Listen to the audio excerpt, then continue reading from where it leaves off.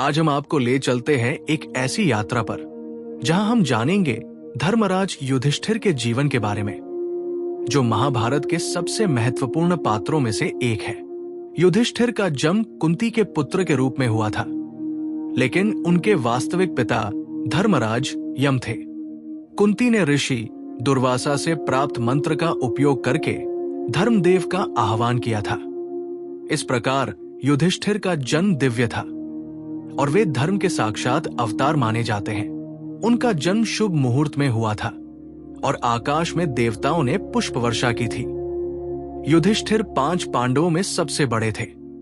उनके बाद भीम का जन्म हुआ, जो पवन पुत्र थे, फिर अर्जुन जो इंद्र के पुत्र थे, और अंत में माद्री के पुत्र नकुल और सहदेव जो अश्विनी कुमारों की संतान थे। युधिष्ठिर को अपने छोटे भाइयों से बहुत प्रेम था और वे सदैव उनकी रक्षा करते थे। बचपन में ही युधिष्ठिर की बुद्धिमत्ता और धार्मिकता सभी को चकित कर देती थी। जब वे मात्र 5 वर्ष के थे, तब भी वे ऐसे प्रश्न पूछते थे जो बड़े बड़े विद्वानों को सोचने पर मजबूर कर देते थे। उनकी आवाज में एक विशेष गंभीरता थी जो उनकी आयु से कहीं अधिक परिपक्वता का संकेत देती थी। युधिष्ठिर का नाम युद्ध में स्थिर रहने वाला, अर्थात युद्ध में अडिग रहने वाले के रूप में रखा गया था। लेकिन विडंबना यह है कि उन्हें युद्ध से अधिक शांति प्रिय थी। वे कभी भी अनावश्यक हिंसा के पक्षधर नहीं थे और हमेशा शांतिपूर्ण समाधान खोजने का प्रयास करते थे। जब पांडवों को वारणावत भेजा गया तो युधिष्ठिर ने लाक्षागृह के षड्यंत्र को समझते हुए भी अपने पिता पांडु के भाई धृतराष्ट्र के आदेश का पालन किया। ये उनकी आज्ञाकारिता और धर्म के प्रति निष्ठा को दर्शाता है। वे जानते थे कि ये जाल हो सकता है, फिर भी उन्होंने बड़ों की आज्ञा का पालन करना अपना धर्म समझा। विदुर, जो धृतराष्ट्र के सौतेले भाई और महान विद्वान थे, ने गुप्त रूप से युधिष्ठिर को संकेत दिया था कि उन्हें सावधान रहना चाहिए। युधिष्ठिर ने विदुर के संकेतों को समझा और उन्होंने अपने भाइयों को बचाने के लिए योजना बनाई। ये उनकी चतुराई और परिवार के प्रति उनकी जिम्मेदारी को दिखाता है। लाक्षागृह से बचने के बाद युधिष्ठिर और उनके भाई एक्चक्रा नगरी में रहने लगे। वहां उन्होंने ब्राह्मण के वेश में जीवन व्यतीत किया। युधिष्ठिर ने कभी भी अपनी वास्तविकता का अहंकार नहीं दिखाया और साधारण जीवन में भी वे सदैव धर्म का पालन करते रहे। द्रौपदी के स्वयंवर में जब अर्जुन ने मछली की आग को भेदा तो युधिष्ठिर बहुत प्रसन्न हुए, लेकिन जब कुंती ने अनजाने में कह दिया कि जो भी लाए हो उसे 5 में बांट लो, तो युधिष्ठिर ने इसे माता की आज्ञा मानकर द्रौपदी को 5 भाइयों की पत्नी बनाने का निर्णय लिया। ये उनकी माता के प्रति असीम श्रद्धा को दर्शाता है। द्रौपदी से विवाह के बाद पांडवों ने हस्तिनापुर लौटने का निर्णय लिया। धृतराष्ट्र ने राज्य को 2 भागों में बांटने का प्रस्ताव रखा और युधिष्ठिर को खांडप्रस्थ का भाग दिया गया, जो एक बंजर और जंगली क्षेत्र था। युधिष्ठिर ने बिना किसी शिकायत के इस निर्णय को स्वीकार कर लिया। युधिष्ठिर ने अपनी बुद्धिमत्ता और परिश्रम से खांडप्रस्थ को इंद्रप्रस्थ में बदल दिया। उन्होंने विश्वकर्मा की सहायता से एक अद्भुत नगरी का निर्माण करवाया जो स्वर्ग के समान सुंदर थी। ये उनकी प्रशासनिक क्षमता और दूरदर्शिता का प्रमाण था। इंद्रप्रस्थ में युधिष्ठिर ने धर्म आधारित शासन की स्थापना की। उनके राज्य में कोई भूखा नहीं सोता था, न्याय सभी को समान रूप से मिलता था और प्रजा अत्यंत सुखी थी। उनका राज्य रामराज्य की तरह आदर्श माना जाता था। युधिष्ठिर ने अपने राज्य में नियमित रूप से यज्ञ और धर्म कार्य करवाए। वे प्रतिदिन सूर्योदय से पहले उठते थे और प्रार्थना करते थे। उनका दिन धर्म, न्याय और प्रजा की सेवा में व्यतीत होता था। वे स्वयं अत्यंत सादा जीवन जीते थे और विलासिता से दूर रहते थे। जब राजसूय यज्ञ की योजना बनी तो युधिष्ठिर ने सभी मित्र राजाओं को आमंत्रित किया। ये यज्ञ इतना भव्य था कि देवता भी इसे देखने आए। युधिष्ठिर ने इस यज्ञ के माध्यम से अपनी सार्वभौमिकता की घोषणा की, लेकिन इसमें भी उनका विनम्र स्वभाव झलकता रहा। राजसूय यज्ञ के दौरान श्री कृष्ण ने युधिष्ठिर के चरण धोए। ये देखकर सभी चकित रह गए, क्योंकि कृष्ण स्वयं परमात्मा थे। लेकिन युधिष्ठिर की धार्मिकता और सद्गुणों के कारण कृष्ण ने ये कार्य किया। ये युधिष्ठिर की महानता का प्रमाण था। शिशुपाल ने राजसूय यज्ञ में कृष्ण का अपमान किया, लेकिन युधिष्ठिर शांत रहे। उन्होंने कृष्ण को सम्मानित करने का अपना निर्णय नहीं बदला। जब कृष्ण ने शिशुपाल का वध किया, तब भी युधिष्ठिर ने धैर्य बनाए रखा और यज्ञ को सफलतापूर्वक पूर्ण किया। युधिष्ठिर की सभा में सभी वर्ण और जाति के लोग समान रूप से सम्मान पाते थे। उन्होंने कभी भी जन्म के आधार पर किसी से भेदभाव नहीं किया। उनके लिए मनुष्य का चरित्र और कर्म ही महत्वपूर्ण था, न कि उसका जन्म। शकुनी ने धृतराष्ट्र और दुर्योधन के साथ मिलकर युधिष्ठिर को जुए के खेल में आमंत्रित किया। युधिष्ठिर जानते थे कि ये षड्यंत्र है, फिर भी क्षत्रिय धर्म के अनुसार उन्होंने चुनौती को स्वीकार कर लिया। वे मानते थे कि चुनौती को अस्वीकार करना कायरता है। जुए के खेल में युधिष्ठिर एक एक करके सब कुछ हारते चले गए। पहले उन्होंने अपना धन हारा, फिर अपना राज्य, फिर अपने भाइयों को, फिर स्वयं को, और अंत में द्रौपदी को भी दांव पर लगा दिया। ये उनकी सबसे बड़ी भूल थी, जिसका उन्हें जीवन भर पश्चाताप रहा। जब द्रौपदी को भरी सभा में घसीट कर लाया गया, तो युधिष्ठिर मूक दर्शक बने रहे। वे अपने कर्म के परिणाम से बंधे हुए थे और कुछ नहीं कर सके। ये उनके जीवन का सबसे कठिन क्षण था, जब उन्हें अपनी पत्नी का अपमान देखना पड़ा। धृतराष्ट्र ने द्रौपदी को वरदान दिए और सब कुछ वापस कर दिया, लेकिन दुर्योधन ने पुनः जुए की चुनौती दी। इस बार की शर्त थी कि हारने वाले को 12 वर्ष का वनवास और 1 वर्ष का अज्ञातवास भोगना होगा। युधिष्ठिर ने फिर से चुनौती स्वीकार की और हार गए। वनवास के दौरान युधिष्ठिर ने कभी भी अपने भाग्य पर रोना नहीं रोया। उन्होंने इसे अपने कर्मों का फल मानकर स्वीकार किया। वे अपने भाइयों और द्रौपदी के साथ जंगलों में रहने लगे और वहां भी धर्म का पालन करते रहे। वन में रहते हुए युधिष्ठिर ने कई ऋषि मुनियों से भेंट की और उनसे धर्म और ज्ञान की शिक्षा ली। वे मार्कंडेय ऋषि, लोमश ऋषि और अन्य महान संतों से मिले। हर मुलाकात से उनका ज्ञान बढ़ता गया और वे और अधिक धार्मिक बनते गए। एक बार द्रौपदी ने युधिष्ठिर से कहा कि वे बहुत अधिक धर्म का पालन करते हैं और कभी-कभी क्षत्रिय की तरह क्रोध दिखाना भी आवश्यक है। लेकिन युधिष्ठिर ने उत्तर दिया कि धर्म ही उनकी शक्ति है और वे कभी भी अधर्म का मार्ग नहीं अपनाएंगे। युधिष्ठिर अपने वनवास के दौरान भी गरीबों और जरूरतमंदों की सहायता करते थे। जो भी उनके पास आता, वे उसे खाली हाथ नहीं जाने देते थे। सूर्य देव ने उन्हें अक्षय पात्र दिया था, जिससे वे असीमित भोजन प्राप्त कर सकते थे। एक दिन ऋषि दुर्वासा अपने हजारों शिष्यों के साथ युधिष्ठिर के आश्रम में आए। वे जानबूझकर उस समय आए जब द्रौपदी भोजन कर चुकी थी और अक्षय पात्र का प्रभाव समाप्त हो चुका था। ये एक परीक्षा थी जिसे कृष्ण की कृपा से पार किया गया। वनवास के दौरान युधिष्ठिर ने कभी भी कौरवों के प्रति बदले की भावना नहीं रखी। वे सदैव यही सोचते थे कि किसी न किसी तरह शांति से समाधान निकल आएगा। उनका हृदय इतना विशाल था कि वे दुर्योधन को भी क्षमा करने को तैयार थे। वनवास के अंतिम दिनों में एक महत्वपूर्ण घटना घटी। पांडव प्यासे थे और एक एक करके भाई पानी लेने गए, लेकिन कोई वापस नहीं लौटा। अंत में युधिष्ठिर स्वयं गए और उन्होंने देखा कि एक यक्ष ने उनके सभी भाइयों को मृत अवस्था में डाल दिया है। यक्ष ने कहा कि यदि युधिष्ठिर उसके प्रश्नों का सही उत्तर देंगे, तभी वो उनके भाइयों को जीवित करेगा। युधिष्ठिर ने निडरता से यक्ष के सभी प्रश्नों का उत्तर दिया। उनके उत्तर इतने बुद्धिमत्तापूर्ण और धर्मसम्मत थे कि यक्ष अत्यंत प्रसन्न हुआ। यक्ष ने पूछा कि संसार में सबसे आश्चर्यजनक बात क्या है? युधिष्ठिर ने उत्तर दिया कि प्रतिदिन लोग मरते हैं, फिर भी जीवित लोग ये सोचते हैं कि वे अमर हैं। यही सबसे आश्चर्यजनक है। ये उनकी गहन समझ को दर्शाता है। यक्ष ने पूछा कि मनुष्य को किस चीज ने ढक रखा है? युधिष्ठिर ने कहा, अज्ञान ने। यक्ष ने पूछा कि मनुष्य का सबसे बड़ा शत्रु कौन है? युधिष्ठिर ने उत्तर दिया, क्रोध। इस प्रकार उन्होंने सभी प्रश्नों के सटीक उत्तर दिए।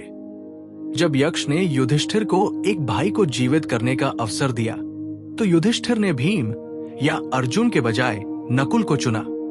यक्ष ने पूछा कि क्यों? युधिष्ठिर ने कहा कि कुंती के 2 पुत्र जीवित हैं, इसलिए माद्री का भी एक पुत्र जीवित रहना चाहिए। ये उनकी निष्पक्षता का प्रमाण था। यक्ष वास्तव में धर्मराज यम थे, युधिष्ठिर के दिव्य पिता। वे अपने पुत्र की परीक्षा लेने आए थे। युधिष्ठिर के उत्तरों से प्रसन्न होकर यम ने सभी भाइयों को जीवित कर दिया और युधिष्ठिर को आशीर्वाद दिया कि अज्ञातवास में उन्हें कोई नहीं पहचान पाएगा। अज्ञातवास के लिए पांडवों ने विराट नगर को चुना।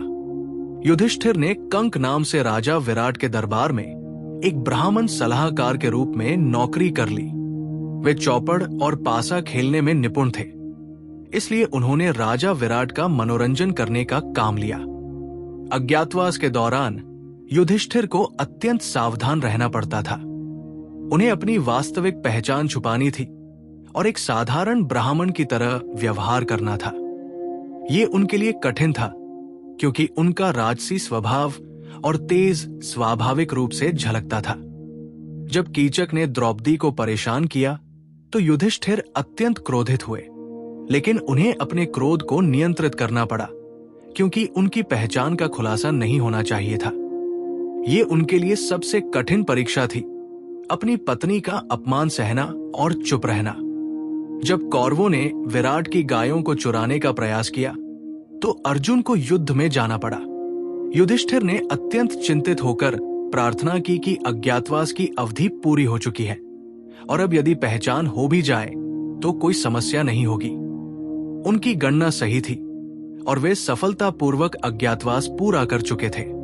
अज्ञातवास पूर्ण होने के बाद युधिष्ठिर ने अपनी पहचान प्रकट की और राजा विराट से अपने राज्य की मांग करने का निर्णय लिया। लेकिन उन्होंने सीधे युद्ध की घोषणा नहीं की, बल्कि शांति का मार्ग अपनाना चाहा। युधिष्ठिर ने श्री कृष्ण को अपना दूत बनाकर हस्तिनापुर भेजा। उन्होंने कृष्ण से कहा कि वे केवल 5 गांव मांगे, युद्ध नहीं चाहते। ये उनकी शांति प्रियता का सबसे बड़ा प्रमाण था कि जिनका पूरा राज्य छीना गया हो, वे केवल 5 गांव मांग रहे थे। दुर्योधन ने कृष्ण को बंदी बनाने का प्रयास किया और घोषणा की कि वो सुई की नोक बराबर भी भूमि नहीं देगा। जब ये समाचार युधिष्ठिर तक पहुंचा तो उन्हें बहुत दुख हुआ, लेकिन तब भी उन्होंने कहा कि यदि कोई रास्ता शांति का निकल सकता है तो वे युद्ध से बचना चाहते हैं। युधिष्ठिर ने अपनी सेना की तैयारी शुरू की, लेकिन उनका हृदय भारी था। वे जानते थे कि इस युद्ध में उनके ही परिवार के लोग, उनके गुरु द्रोणाचार्य, पितामह भीष्म सब शत्रु पक्ष में होंगे। ये विचार उन्हें अत्यंत पीड़ा देता था। युद्ध से पहले युधिष्ठिर अपने पितामह भीष्म के पास गए और उनसे आशीर्वाद मांगा। भीष्म ने कहा कि मुझे कौरवों की तरफ से लड़ना होगा, लेकिन मेरा आशीर्वाद तुम्हारे साथ है। युधिष्ठिर ने विनम्रतापूर्वक कहा कि हमें केवल आपका आशीर्वाद चाहिए। हम जानते हैं कि आप धर्म के साथ हैं। युधिष्ठिर द्रोणाचार्य के पास भी गए और उनसे भी आशीर्वाद मांगा। द्रोण ने भी यही कहा कि वे कौरवों की ओर से लड़ेंगे, लेकिन उनका आशीर्वाद पांडवों के साथ है। युधिष्ठिर ने अपने सभी बड़ों का सम्मान किया और उनसे युद्ध में विजयी होने का मार्ग पूछा। कर्ण के पास भी युधिष्ठिर गए, लेकिन अप्रत्यक्ष रूप से। जब कुंती ने कर्ण से बात की और उसे बताया कि वह भी उनका पुत्र है, तो कर्ण ने वचन दिया कि वो युधिष्ठिर के अलावा किसी अन्य पांडव को नहीं मारेगा। ये युधिष्ठिर के लिए एक कठिन सत्य था कि कर्ण उनका बड़ा भाई है। युद्ध की रात युधिष्ठिर सो नहीं सके। वे बार बार सोचते रहे कि क्या कोई रास्ता है जिससे ये रक्तपात रुक सके, लेकिन परिस्थितियां ऐसी बन चुकी थी कि युद्ध अब अनिवार्य था। उन्होंने गहरी सांस ली और धर्म का स्मरण किया। युधिष्ठिर ने अपनी सेना को संबोधित किया और कहा कि ये युद्ध धर्म और अधर्म का है। हम अधर्म के विरुद्ध लड़ रहे हैं, किसी व्यक्ति के विरुद्ध नहीं। उन्होंने सभी योद्धाओं से कहा कि वे धर्म का पालन करते हुए युद्ध करें और कभी भी अधर्म का सहारा न लें। युद्ध के मैदान में पहुंचकर जब दोनों सेनाएं आमने सामने खड़ी हुई तो युधिष्ठिर ने अपना रथ छोड़ा और निहत्थे होकर कौरव सेना की ओर चल पड़े। सभी चकित रह गए। वे भीष्म, द्रोण, कृपाचार्य के पास गए और उनसे युद्ध की अनुमति मांगी। ये उनका शिष्टाचार और बड़ों के प्रति सम्मान था। महाभारत युद्ध के पहले दिन युधिष्ठिर अत्यंत चिंतित थे। उन्होंने कृष्ण से कहा कि ये युद्ध उन्हें भारी लग रहा है क्योंकि सामने उनके अपने लोग खड़े हैं। कृष्ण ने उन्हें समझाया कि ये धर्म युद्ध है और उन्हें अपने कर्तव्य का पालन करना होगा। युद्ध के दौरान युधिष्ठिर सदैव धर्म के नियमों का पालन करते रहे। वे कभी भी सूर्यास्त के बाद युद्ध नहीं करते थे, घायल योद्धाओं पर प्रहार नहीं करते थे और निहत्थे शत्रु को कभी नहीं मारते थे। ये उनके चरित्र की महानता थी। भीष्म के पतन के समय युधिष्ठिर अत्यंत दुखी हुए। वे रोते हुए भीष्म के पास गए और उनके चरणों में गिर पड़े। भीष्म ने उन्हें आशीर्वाद दिया और कहा कि युद्ध जीतने के बाद धर्म के अनुसार राज्य करना। युधिष्ठिर ने वचन दिया कि वे सदैव धर्म का पालन करेंगे। द्रोणाचार्य के वध के समय युधिष्ठिर को सबसे कठिन परीक्षा का सामना करना पड़ा। कृष्ण ने योजना बनाई कि युधिष्ठिर को झूठ बोलना होगा कि अश्वत्थामा मर गया। युधिष्ठिर ने जीवन में पहली बार झूठ बोला, अश्वत्थामा हता, नरो व कुंजरो व, अर्थात अश्वत्थामा मरा, पर नहीं पता मनुष्य या हाथी। इस झूठ ने युधिष्ठिर के मन को बहुत पीड़ा पहुंचाई। कहा जाता है कि इस झूठ के कारण उनका रथ, जो हमेशा जमीन से 4 अंगुल ऊपर चलता था, जमीन पर आ गया। ये उनकी पवित्रता में आई कमी का प्रतीक था। इस घटना ने युधिष्ठिर को जीवन भर कष्ट दिया। कर्ण के वध के बाद जब युधिष्ठिर को पता चला कि कर्ण उनका बड़ा भाई था, तो वे अत्यंत शोकाकुल हो गए। उन्होंने कुंती को धिक्कारा कि उन्होंने ये सच पहले क्यों नहीं बताया। युधिष्ठिर ने क्रोध में कहा कि स्त्रियां कभी रहस्य नहीं रख सकती और उन्हें शाप दिया। बाद में उन्हें अपने इस क्रोध पर पछतावा हुआ। युद्ध के अंतिम दिन जब दुर्योधन का वध हुआ तो युधिष्ठिर को कोई प्रसन्नता नहीं हुई। वे शोक में डूबे हुए थे क्योंकि उन्होंने अपने सभी भाइयों, पुत्रों, मित्रों और सैनिकों को खो दिया था। उन्हें लगा कि इस विजय का कोई अर्थ नहीं है। युद्ध समाप्त होने के बाद युधिष्ठिर युद्ध भूमि में घूमे और सभी मृत योद्धाओं को देखा। वे फूट फूट कर रोने लगे। उन्होंने कहा कि ये विजय नहीं बल्कि विनाश है।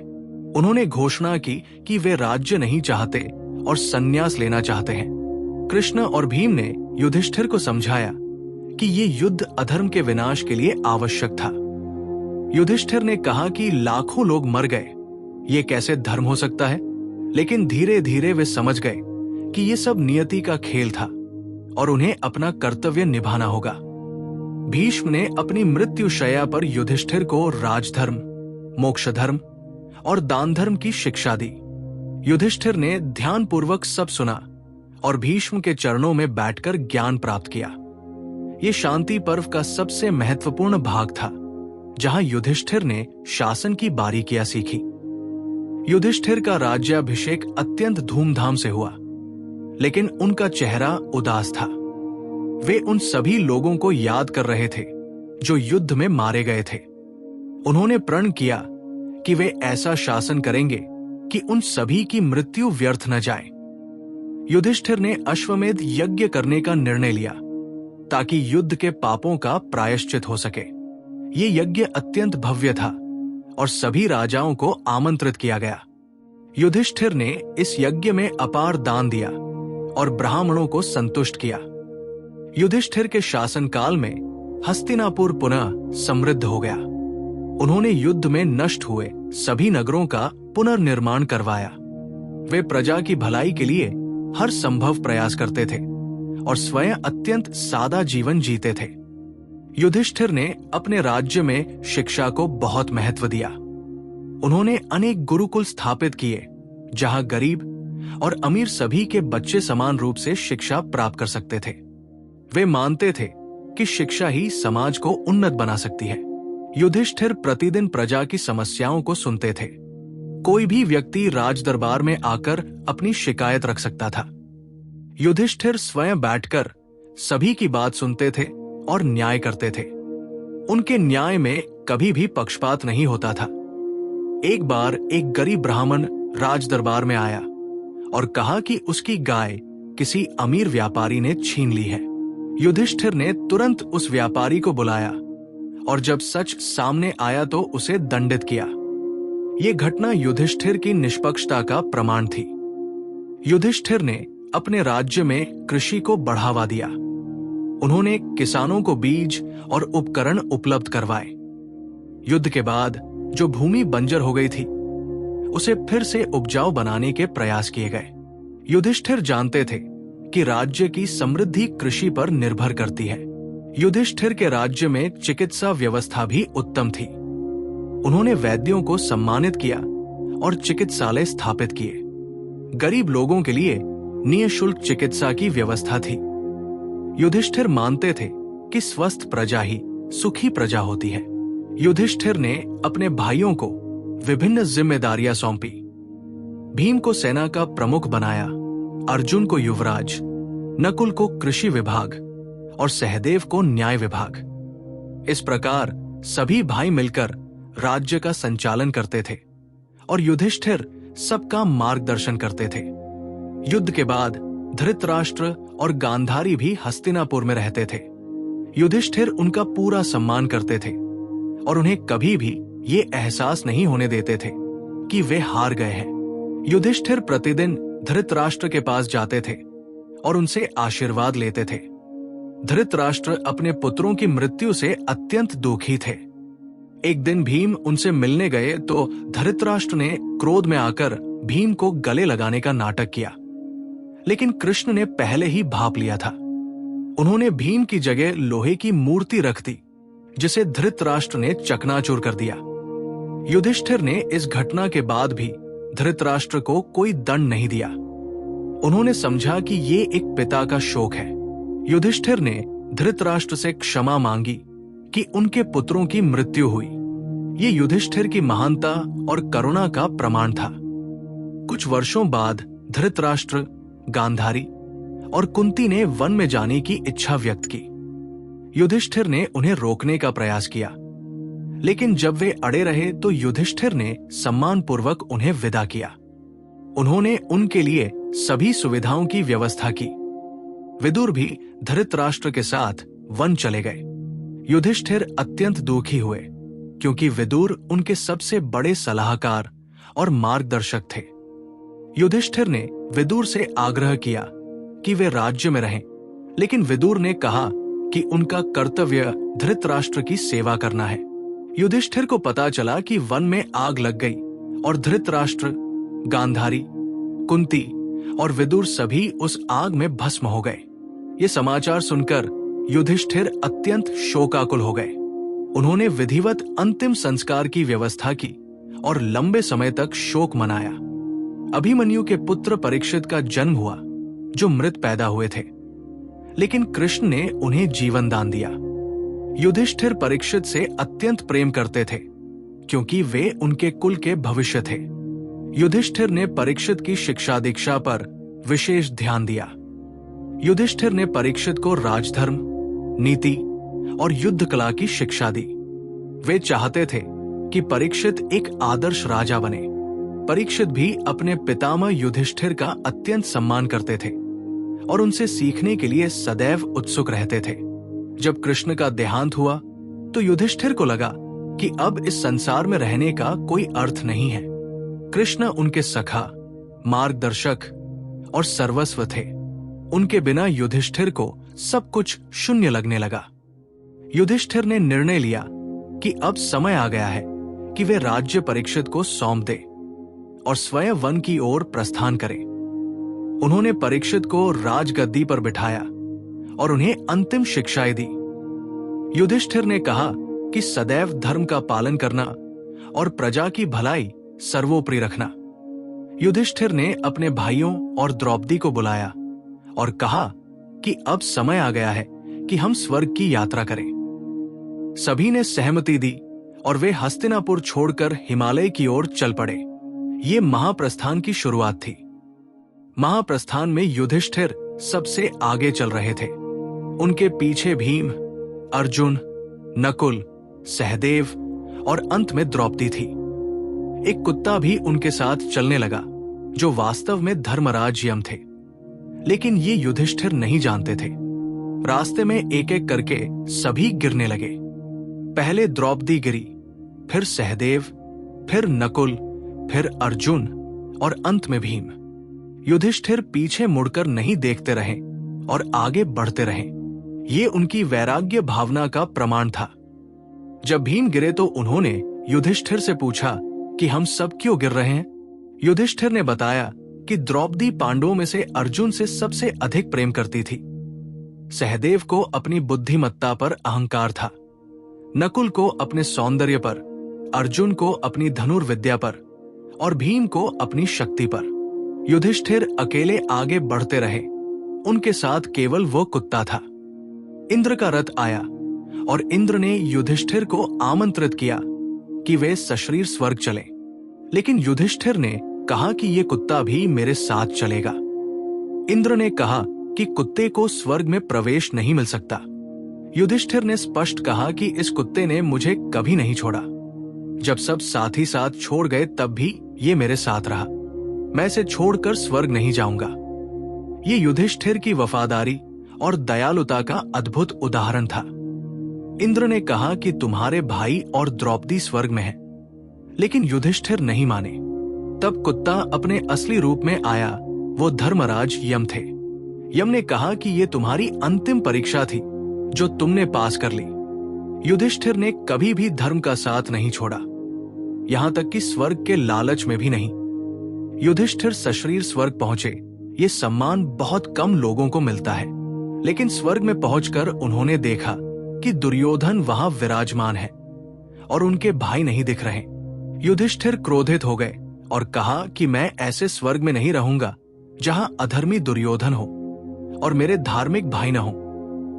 इंद्र ने कहा कि यदि तुम अपने भाइयों को देखना चाहते हो तो तुम्हें नरक जाना होगा। युधिष्ठिर ने बिना सोचे कहा कि मैं नरक जाने को तैयार हूं। मैं अपने भाइयों के बिना स्वर्ग में नहीं रह सकता। ये उनके भाईचारे और प्रेम का सबसे बड़ा प्रमाण था। युधिष्ठिर नरक की ओर चल पड़े। वहां का दृश्य अत्यंत भयावह था। चारों ओर अंधकार, दुर्गंध और करहाने की आवाजें। युधिष्ठिर ने सोचा कि मेरे भाई ऐसे स्थान में कैसे हो सकते हैं, लेकिन फिर उन्हें अपने भाइयों और द्रौपदी की आवाजें सुनाई दी जो कह रहे थे कि आप यहां आ गए तो हमें बहुत सुकून मिल रहा है। युधिष्ठिर अत्यंत क्रोधित हो गए। उन्होंने देवताओं को धिक्कारा और कहा कि ये कैसा न्याय है कि धार्मिक लोग नरक में और अधर्मी स्वर्ग में। उन्होंने घोषणा की कि वे नरक में ही रहेंगे अपने प्रियजनों के साथ और स्वर्ग नहीं जाएंगे। तभी सब कुछ बदल गया। नरक गायब हो गया और चारों ओर प्रकाश फैल गया। इंद्र और अन्य देवता प्रकट हुए और मुस्कुराने लगे। ये सब एक माया थी। युधिष्ठिर की अंतिम परीक्षा थी। उन्होंने अपने प्रियजनों के लिए स्वर्ग तक को त्यागने का साहस दिखाया था। देवताओं ने बताया कि हर व्यक्ति को थोड़ा समय नरक और थोड़ा समय स्वर्ग में बिताना होता है। दुर्योधन ने अपने जीवन में कुछ अच्छे कर्म किए थे, जिसके कारण उसे पहले स्वर्ग मिला, और पांडवों ने युद्ध में कुछ अधर्म किए थे, जिसके कारण उन्हें थोड़ा समय नरक में बिताना पड़ा।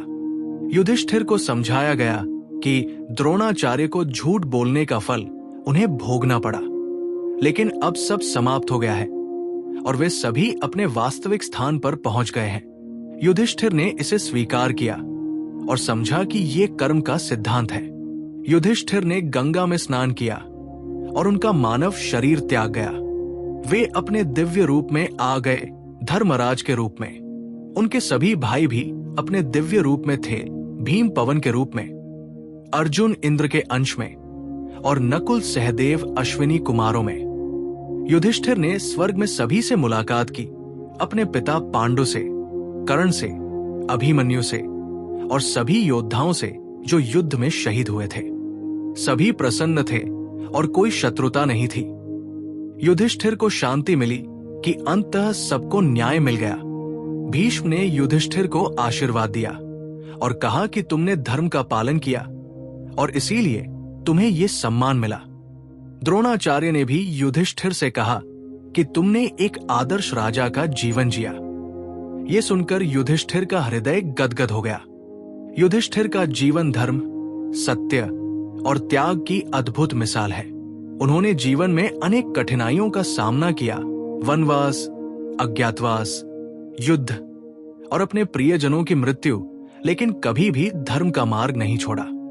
उनकी कहानी हमें सिखाती है कि धर्म का पालन करना सबसे महत्वपूर्ण है।